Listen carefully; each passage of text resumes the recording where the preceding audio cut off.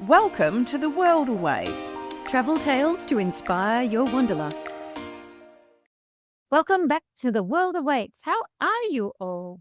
Hi everyone, how was your week, Belle?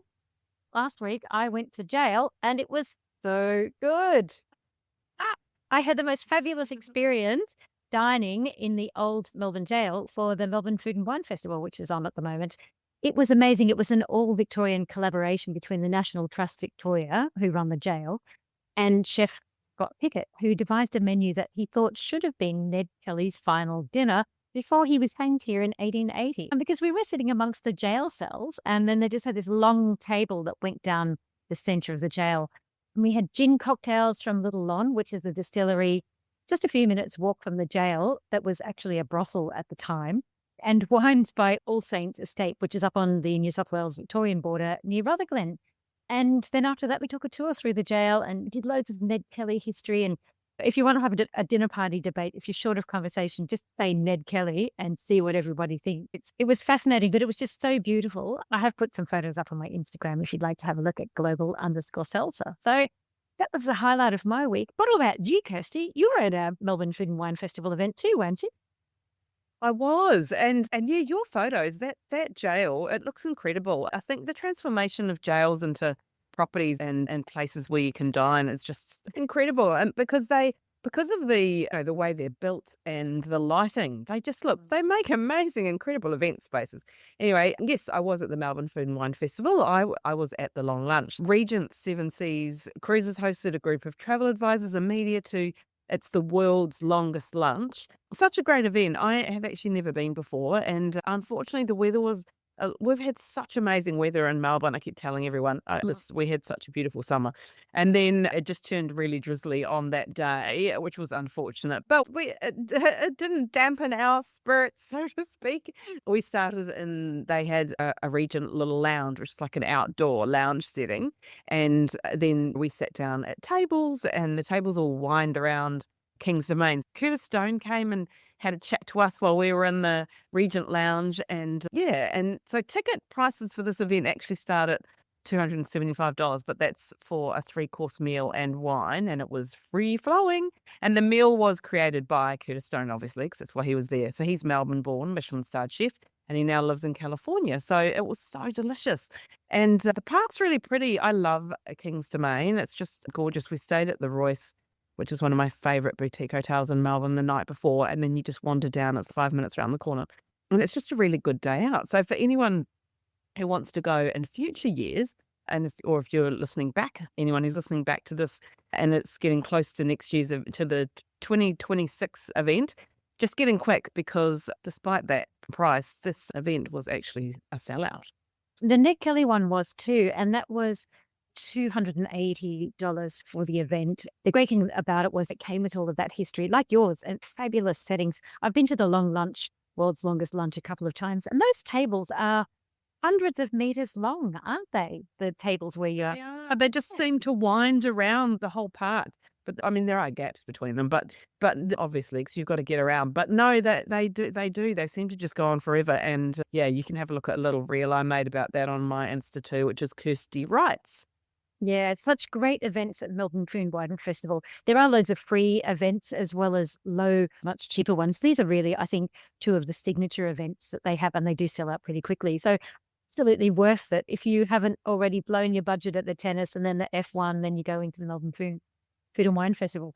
Now, back to travel and stepping outside our front gates. You know how we love a bit of research into what Aussies are planning on doing for their vacations. And Experience Network Big Red Group has just come out with some data showing what the latest travel trends are, with short stays, surfers paradise, and self-care all topping the list. So the major trends showed Australians are looking at more mini breaks, with sightseeing tour getaways, country and beach getaways over longer vacations. And Queensland is also proving popular, particularly Surfers Paradise, as Belle said, and the spa category is up by more than 125% year on year. Other key trends include culture trips, with Aussies embracing the arts, with bookings for art gallery and museum experiences up by more than 30% on last year. And we are putting brush to canvas too, with art and craft classes seeing more than 100% an increase. I think that's a lot of the paint and stick classes that is so popular. Yes. Yeah. Oh, I love those. I'm not into that because I'm such a useless artist that it would just be disastrous. And throw in a couple of wines and can you imagine what the artwork would look like? It probably turn into Van Gogh or something like that. But you never know how it's going to go. And it seems we all want quality over quantity. So while we're all continuing to be mindful of purchasing decisions, we are opting for those big ticket adventures. Yeah, and we've covered this one before, but sporting events like the NRL Grand Final and Bathurst are driving sport-based travel experiences. So V8 related purchases accelerated by 32%, and Formula One's Melbourne Grand Prix saw inner city bookings around the time of the race surging by 67% on last year. And Big Read Group CEO David Anderson says Australia's tourism and experiences industry is really finding its stride again post-COVID, and he says it's pretty clear that demand for memories over material goods remains really strong. So what would be your top pick of all of those, Kirsty? Well, I am always up for a beach getaway, but I hate a fly and flop holiday. I just like the idea of a warmer climate and then getting out and hiking and biking. Big surprise. But I do also love a good dose of culture. So I think my dream holiday would be going somewhere significantly culturally different and then getting immersed in that new culture while also doing something active, which is no surprise given anyone who listens to our podcast would know that we always bang on about our favorite things. What about you, Belle? Yes, I do. I like Surface Paradise. I would rather go somewhere where I'm off the beaten tracks. As I was at the Grand Prix recently, but if I had to choose a sporting event, like to go with that trend of the big ticket items, I would go to the tennis. I've got to say, I just love the Australian Open so much. You would not find me in a theme park, which is one of those top categories. But the report found, as you said, beach getaways are on the rise. And they quoted the newly restored retro motel Le Keith at Tootgaroot on the Mornington Peninsula, which I reviewed for the Sydney Morning Herald recently. And I love it. I just loved all of that. Just the simplicity of staying in a motel, shambling across the road to the beach, and just coastal walks and coffee, and good food's always going to be a good one too. So we'll put a link to the research findings in the show notes.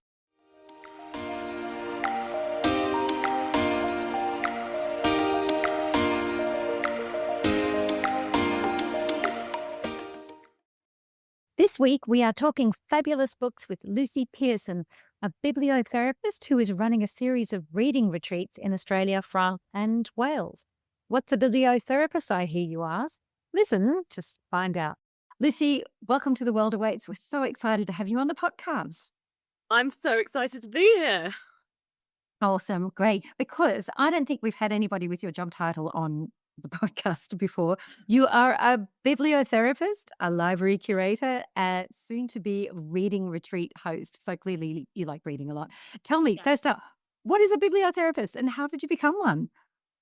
So a bibliotherapist is someone that essentially prescribes books to people. It can be under the guise or in a more well-being setting. Social workers can qualify as bibliotherapists, librarians can use bibliotherapy, psychologists, therapists. I'm certainly none of any of the above. I don't work in a therapeutic setting. My background is definitely not psychology. That would be a case of the blind leading the blind. I came to it through an innate love of books, and I launched bibliotherapy sessions as a tongue-in-cheek offering during lockdown when I had a book blog at the time, and I was quite active on Instagram where all my content is book related, and more people were coming to me for book recommendations. So I launched bibliotherapy sessions where people could fill in a questionnaire and I would prescribe them books. It took off. It was picked up by the press and featured in Time Out. And I then did an ambassadorship with an e-reader. And it was only when a quite bougie hotel in London contacted me about doing some bibliotherapy sessions and a sort of series of bibliotherapy events. And I ended up having a meeting in Knightsbridge, which for anyone that doesn't know, it's a very market part of London. And I was meeting with the marketing director and two other people from the internal team. And someone asked, how did you become a bibliotherapist? And I thought, I can't really say, I just called myself one. So I started off and did some actual training in bibliotherapy. And since then, it's just really taken on a life of its own. I now offer different packages, different prescriptions, and I work with people all over the world who either just want a straightforward book prescription or might want to address some pain points in their reading life, such as where to start with a classic or finding the time to read. Amazing. That is fantastic. And that's taken it into a next step, which is creating actual reading retreats. So tell us what you've got planned, who you think will be signing up, and how does it work? Do you all just gather a group of people and sit around reading books in beautiful locations? Pretty much I that. just don't know where to start. Tell me. Pretty much that. So, yeah, as you said, it's all fed quite nicely into my curating libraries for homes and hotels, and now these reading retreats. I'm launching 3 this year. One is taking place in a Victorian home overlooking a windswept stretch of the Welsh coast. That's in June. I then have my Australian one, which I'm deliberately hosting in winter because I live in Sydney and it feels like summer is never going to end. So I deliberately chose Dalesford, just outside of Melbourne, for the place where I wanted to host an Australian one. So we can all cozy up with a glass of red wine or a pot of tea in front of a crackling fire with a good book, rather than doing what I'm having to do in Sydney at the moment, which is swelter as I read. And then in October, I've got one in Provence in a chateau, which has got a beautiful swimming pool. The aim of these, I always read when I travel. I've been lucky enough to go on a few different writing retreats on Lake Atitlan in Guatemala, in Ibiza, just outside of Paris. And what often happens on these writing retreats is I end up spending my time reading rather than writing, because as any writer will know, a blank page is far more daunting than a book if you've got to choose between the two. I also do a bit of travel journalism, and I absolutely love finding unique spots and really beautiful Airbnbs or guest houses and hotels with libraries. So hosting a set of reading retreats really felt like quite a natural progression for what I'm already doing. So the plan is that each 2 or 3 nights, guests will be sent the books, 2 books that we're discussing during the time beforehand, so they have time to read them. So we'll be discussing them during our time together. There'll be a silent book club. There'll be plenty of free time to find a cozy nook, either by the fire or if we're in Provence, by the pool, to read. We encourage people, or I'll certainly be encouraging people, to put their phone in a drawer, because we're all addicted to our phones and spend far too much time on Instagram when we could be reading more. And each guest will also get a bibliotherapy session with me where I will discuss their reading habits, anything they want to change, anything they want help with. And then they will get a prescription, which will be a curated collection of books for them to read after the retreat. Amazing. Oh my goodness. Let's get into the book side of it. Yeah. Because I can't think of anything better. I know you're complaining about sweltering in Sydney, but I could swelter in Provence by the pool with a good book. See, I'm happy to swell from Provence. I think so. I am.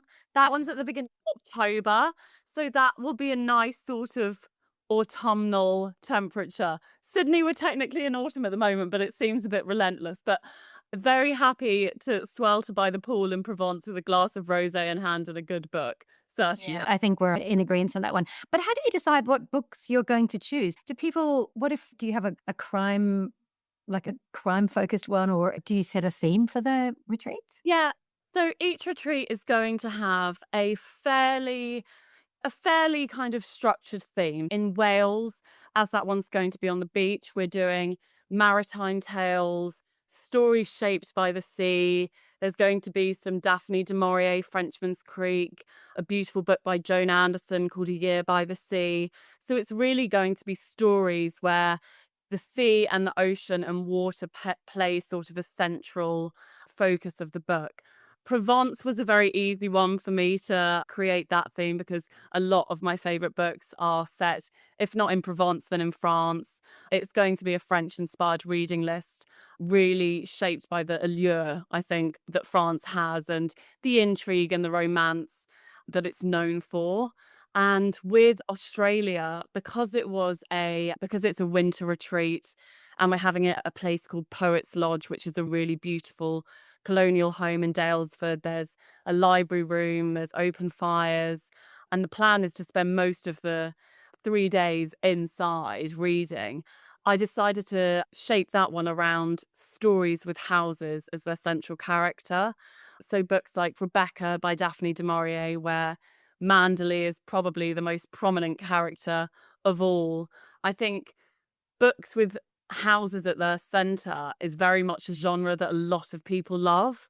So that was a really easy one, and I think a really fun one for the Australian reading retreat. And how many people go on the retreats then? So I What's the think size? these are my first ones, so it's very dependent. But I think a sort of happy number will be around 12. I expect it will be mainly women. I'm very much open to it being mixed groups, but I think most of my audience is definitely women. And I think it will be something that quite a few people book on with friends. I personally travel a lot on my own. I often leave my boyfriend for weeks at a time to go traveling, but I know a lot of people are more comfortable coming with friends. So there's the option either to come on your own or with a friend or a partner. But I think 12 will be a nice sort of happy number for me, in terms of we want everyone to be able to get the chance to talk about books, to meet new friends, to mingle with like-minded book lovers. So we don't want too many, but I think about 12 will be a nice number. Yeah, God, it sounds amazing. It just sounds sensational. I needed to ask you, how do you keep track of your books? Do you list everything that you've read? Do you have a look? I am not that person, but I wish I was. Do you come and tell me, how do you keep track of what you read? Okay, so I do use Goodreads. I only started using it about a year ago because I was I just never knew which book I had read and how many I'd read that year. I have a folder on my laptop where whenever I start a new book, I take a photo of it and I try and upload it, but that often doesn't happen. So Goodreads is what I tend to use. I've converted my blog to a Substack, but I used to use my blog because a decade ago I read my way through the BBC's top 100 books.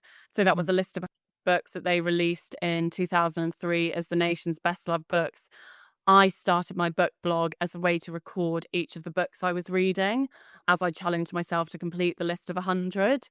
So that was how I initially started recording the books I was reading, through my blog and through my social media. But I find Goodreads to be a much easier. I log on to the app, I scan the barcode, and then it registers which book I'm reading. So that's how I keep track of them now.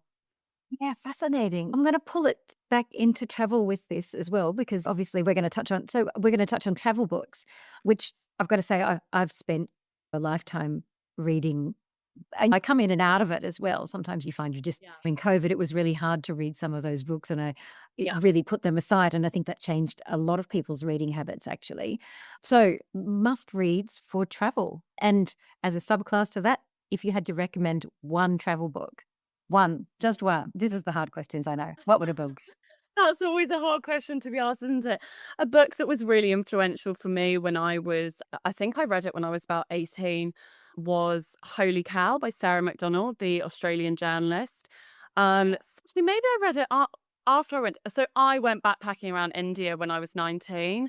And I can't remember if I read Holy Cow before or afterwards, but I remember that really spoke to me in terms of the experience of being a female backpacking around India. I don't think Sarah was backpacking around there. I think she had moved there with her husband at the time. But India is such a country it's a kaleidoscope of cultures and tastes and experiences. And I found Holy Cow was one that really spoke to me in terms of how I experienced it.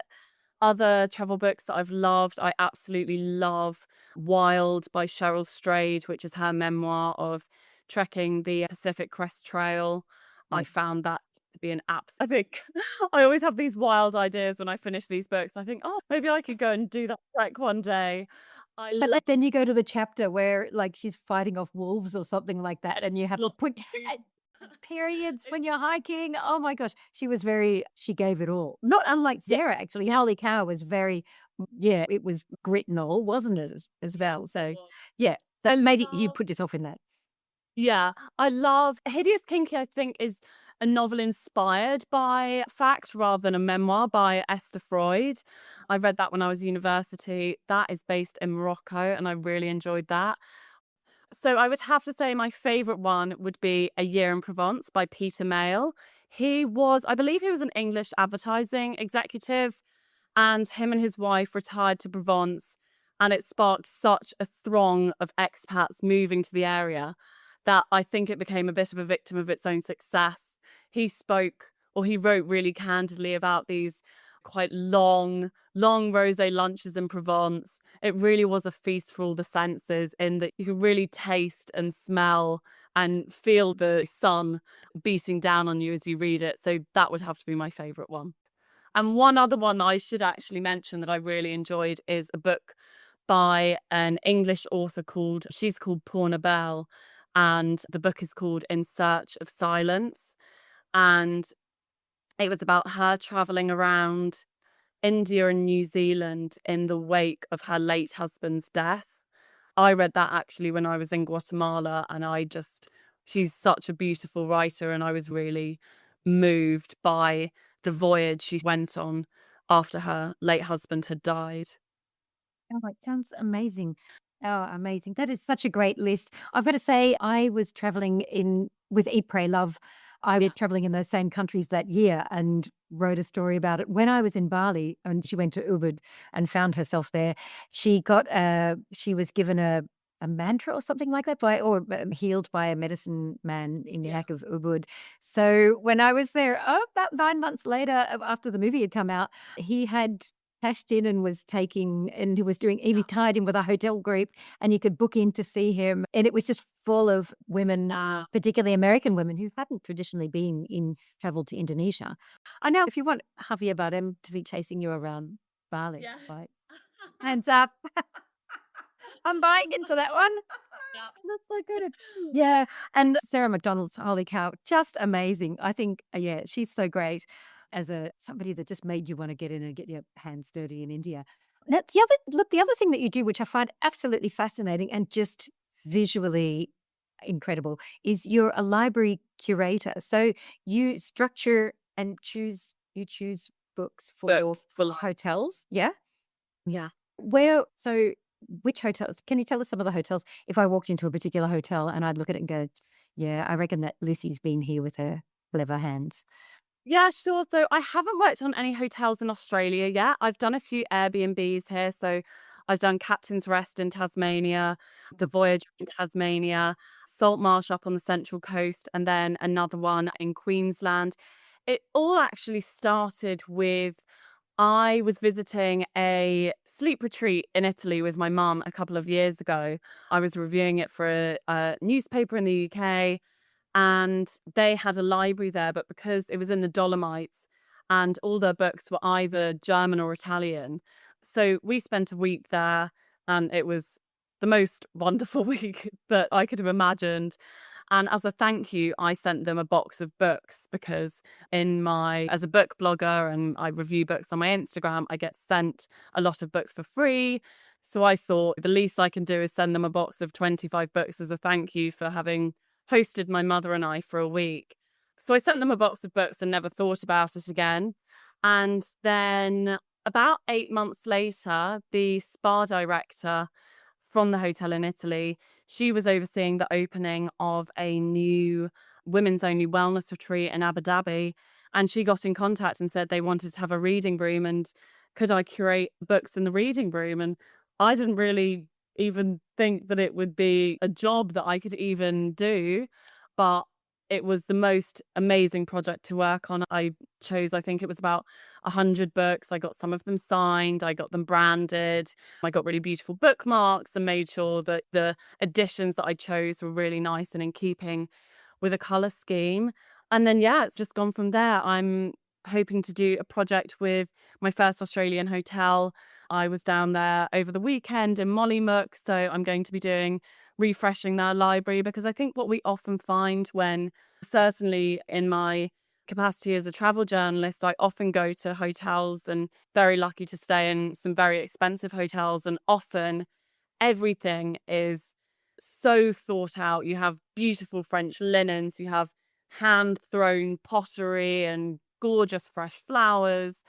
And often if they do have libraries or book collections, they often come across as a bit of an afterthought. They might have a stack of books that other guests have left behind, or there's one hotel in Australia that I did visit, and they had these quite garish purple stickers on a stack of orange penguin classics. And it's only since I started offering it as a service that I've seen how much libraries are afterthoughts rather than at the forefront of hotels, in the way that often their interiors really do take center stage, but the books for some reason don't. So that's where I come in. Yeah, amazing. So tell me, when you travel, do you visit libraries? There's some of the most beautiful places in the world. I'm just back from Austria and I went to the Austrian National Library in Vienna. Oh my goodness, Okay, divine. so I was there 2 years ago and it was closed when I was in Vienna. Part of the reason Vienna is the most stunning city anyway, but part of the reason I wanted to go to Vienna was to visit that library. And then we got there and it was closed for the weekend. And I was like, oh God, just means I'll have to go back to Vienna. But yeah, I do often, whenever I'm in a city or a new place, I always hunt out libraries, bookshops, hotels that have got libraries, or they might have library bars, bookshop cafes. Those are always the four things that whenever I'm in a new place, and lots of towns and villages now have lovely street libraries. So I think you can be driving along and see street libraries as well. So anywhere there's a book, that's where I make a beeline for. Yeah, absolutely. So what would you say? Can you give us a couple of recommendations at all? Either favorite bookshop cafes or libraries? Oh, libraries. So in Vienna, we actually stayed at a really beautiful hotel called the Stadt, and that had a library there. There is a gorgeous hotel in Ibiza called Cascassi that has a library suite which is absolutely stunning. And then closer to home, I would have to say Poets Lodge in Dalesford, which is where I'm hosting this reading retreat. Even if you're not able to make the reading retreat, you can book into Poets Lodge, and it has the most envy-inducing bookcases I've seen. Whenever I look at the pictures, I keep thinking, how can I make my apartment in Bondi look like that? Because it really is just beautiful. I tell you, I've seen the photos as well, and it's absolutely phenomenal. I think the UK and Ireland have phenomenal libraries as well. Yeah. Like the reading room in at Dublin University, like sensational. That's an absolute cracker. But then I was in Helsinki, and their New Central Library was at the other end of it, super modern and just incredible. I suppose you must watch like library shots are such a thing, and they're so atmospheric, and you just want to put yourself inside them. That Yeah, sounds I fantastic. agree. Yeah. So a quickie, paper or e-reader? Which one's Oh, your poison? paper, Paper. paper. Yep. Yeah. Fantastic.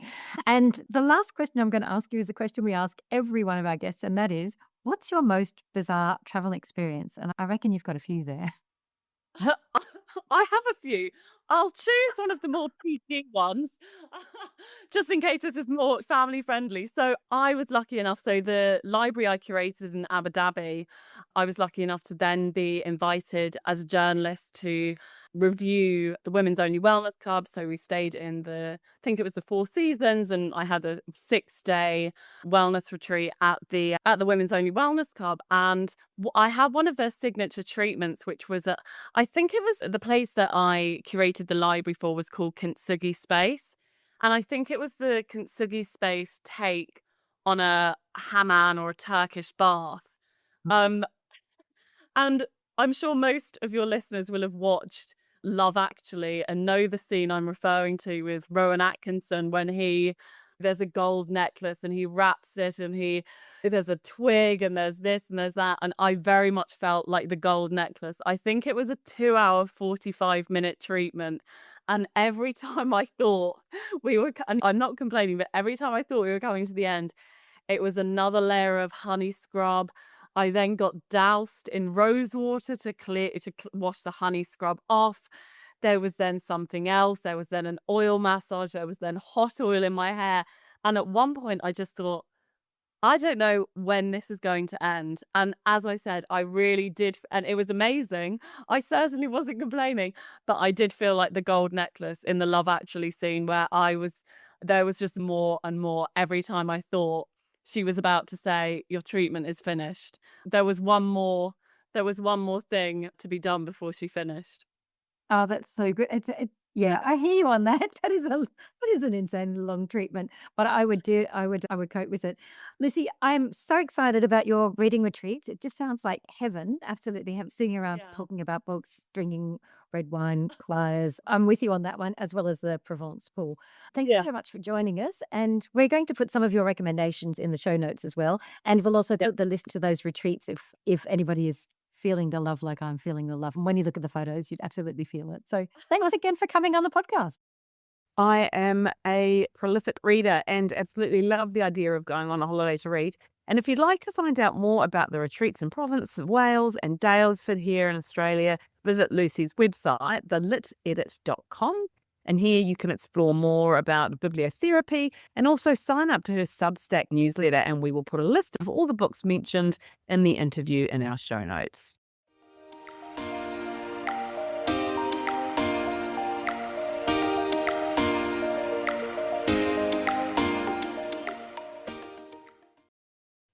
Our tip this week is from Australian-based luggage brand Caddy Luggage to help you avoid the airlines charging the most for extras, add-ons, and adding additional fees. It conducted a study looking at flight prices on each airline's website across similar routes between 6,000 and 8,000 kilometres for a 7-day round trip. God, that's pretty specific, isn't it? Assessing the additional fees to meet standard requirements like the minimum of 20 kilograms of checked luggage, 7 kilograms of cabin luggage and seat selection. And the initial price of the flight was then compared with the final cost of the flight to uncover the percentage increase, accounting for additional fees. So all the flights were the cheapest available in economy or economy light.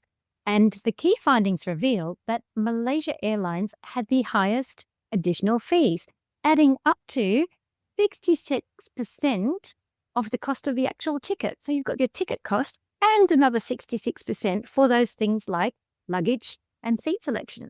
Cathay Pacific had actually the highest price tag on choosing your own seat, which is followed by Qantas. But at the other end of the scale, Virgin Australia, Qatar Airways and Air New Zealand had no additional charges for you to be able to choose your own seat. And Qatar had the most generous luggage allowance at 35 kilograms included in the ticket, which is just as well because I am flying them to Tunisia in North Africa in a few weeks' time. Not that I'll be taking 35 kilos with me because I'm just too lazy to carry that amount of luggage. I would take the 35 kilos because I can't even pack light to save myself. Do you know I went for one night to the Melbourne Food and Wine Festival to the Royce Hotel and my 19-year-old said to me, "Why have you got a suitcase? Don't you just need underpants?" You are shocking. Listen, so you need to read this. You need to read this research. Yeah, but I did. I had a small suitcase. It was small. It was very small. I didn't know what shoes I was going to wear. What the weather was going to do. Anyway, so the airlines to avoid if you don't want these sneaky extra fees are Malaysian Airlines, followed by Scoot, Jetstar and Cathay. And Qantas and Singapore came in 5th and 6th. And I have to say, we just booked a flight to Siem Reap with Singapore Airlines and we're flying back from Ho Chi Minh. So Melbourne, Siem Reap, then Ho Chi Minh, Melbourne. And it came up, obviously, with the standard price. And then when I just had a quick look at it, because I knew we were talking about this today, I had a look at all the extra costs added. So this is not related to luggage, but I just had a look at all the extra costs that were added on top of our base flight fee. So there were 8 extra charges, including $100 per person for a passenger services charge, $70 per person for a passenger movement charge, and the total extra charges, all 8 of those, were $233 per person on top of our flight. So I booked flights for 4 people, so that's nearly $1,000 for the family in total extra charges, which when you look at it closely, because normally you just book the flight, and then you just pay the end and go, oh yeah, there's a bit extra, and don't really look at it. So I was actually shocked to know that there were 8, and that's not even seats or extra luggage. That is pretty brutal. I've got to say though, in fairness, some of those costs are what the airport's charging. So traditionally, like it's always been much more expensive to fly into Heathrow than to fly into Gatwick or Luton, the other airports. So that's how they've managed to keep their prices down on those. But so I reckon it would be interesting to, maybe we should check that out at a later stage, like finding out which of the airlines that are most expensive, the airports that are most expensive to fly into, because that does add a brutal charge to it. But yeah, when you go and look at those hidden fees, that really cranks it up at $233 a person. That is a huge amount. And Harry Saunders, who's the co-founder of caddyluggage.com, says exactly that too. He says if you add those additional charges for things like extra luggage and seat selection, the cost of your tickets can substantially increase. So he says, be mindful of your baggage weight, and a great way to curb those additional fees is use a super lightweight bag, which is true because some of those older bags particularly can be 2 and 3 kilos just for the physical structure of the bag itself. Note also that traveling light is also better for your carbon footprint, but that doesn't mean you have to shove as much as you can into your carry-on and hog all of the space of the overhead bins. Oh my goodness, don't get me started, Kirsty. Anyway, I guess so. You just have to weigh it up. Oh, I got bitten on my last flight. But you just have to weigh it up with the price of the actual flight, doesn't it? Because some of those airlines gives you a really cheap flight at the end, and then you add all of those other extras on. So it's a bit of a catch-22, but it does make you read the fine print. Yeah, so take your scales when you're going to buy your next carry-on and try that in the shop. No, ask them how much it weighs, because it definitely is a thing. There's no point if you're getting an extra 3 kilos on your luggage before you even put your extra pair of shoes in, like me. And as we discussed, it's impossible for me to pack light. Yeah, so anyway, there's our little tip for this week. If you'd like to help support our production costs, you can buy us a coffee at coffee.com/theworldawaits. That's ko-fi.com/theworldawaits, so we can continue to bring you inspirational travel interviews with the world's best. Next week, I'm chatting to adventurer, author and inspirational speaker Laura Waters, who's just paddled the length of Australia's longest river, the Murray River, which runs for roughly 2,500 kilometres. She's already walked the length of New Zealand, so I can't wait to chat with her about her latest venture, all the highs and lows, and there were some lows, I saw them on socials, and some tips for anyone who plans on following in even just a small part of her footsteps. And this is the second time we've had Laura on the show, so you can jump back and listen to her talking about that incredible experience of walking through New Zealand as well.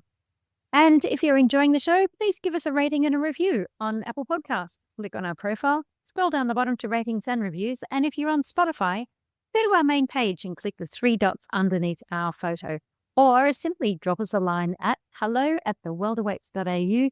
We love nothing more than hearing from our listeners. That's a wrap for The World Awaits this week. Click to subscribe anywhere you listen to your favourite pods. Thanks for listening. See you next week.